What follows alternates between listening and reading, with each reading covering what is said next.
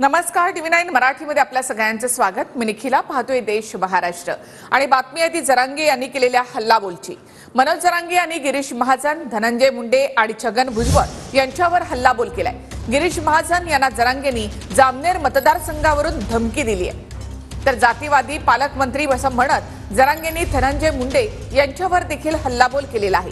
तर छगन भुजबळ यांच्यावर देखील मनोज जरांगे यांनी टोकाची टीका केली आहे।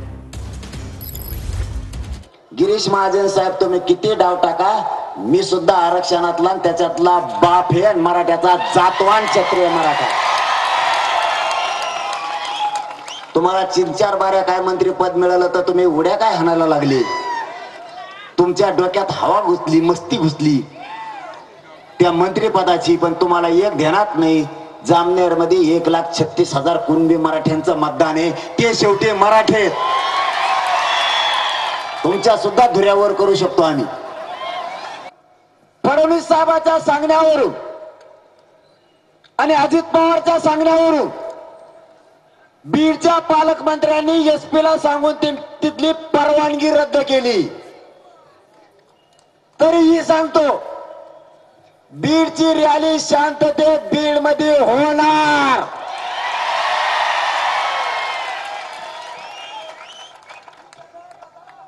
हे पालकमंत्र्याला असला जातीवाद बीडच्या शोभत नाही। अरे काय नाही येते छगन भुजबळ, तू का म्हशीला पेलेला आहे का काय का?